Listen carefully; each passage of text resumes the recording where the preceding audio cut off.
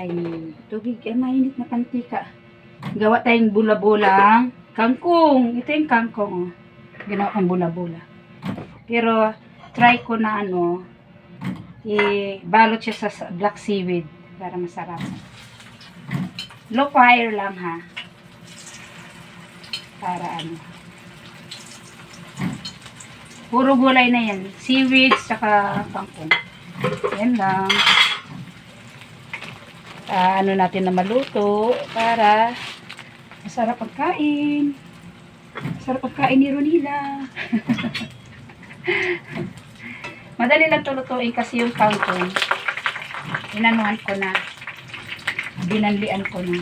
Pinakuluan ko na ng isang beses. Mahina lang yung apoy. Tapos hayalo natin ng bula-bulang kangkong. Bula-bulang kangkong. Yan yung bula-bulang kangkong natin, oh. Tinagtad ko yung kangkong para magawin yung bula-bula. Mahina lang apoy para hindi masusunog. Hindi mapaig. Mapaig ta.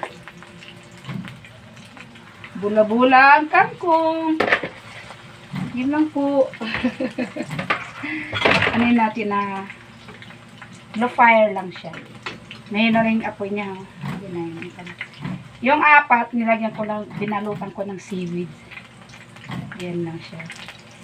Sabay yung kangkong ginawang bula-bula, no? Ano talaga yan? Balik rin natin para hindi siya masusunod. Hindi mapaig ba? Bisaya man, Bisaya. Bisaya man ikaw, day. Yan. Roll lang natin. Pero itong seaweeds, pinapapako lang yan. Masarap din naman yan. Yung kangkong natin, magluto na yan kasi pinakuluan ko na yan. Tapos tinagtad ko.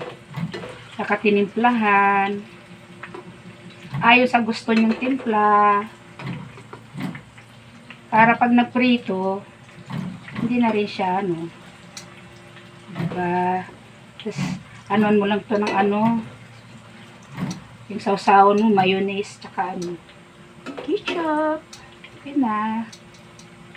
Puro gulay. Puro gulay tayo.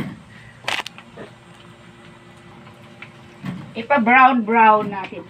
Pag mag-brown na siya, okay na. Yan. Yan, diba? Tapos, pwede mo na haluin ng ganun, no? Kasi medyo matigas na naman siya.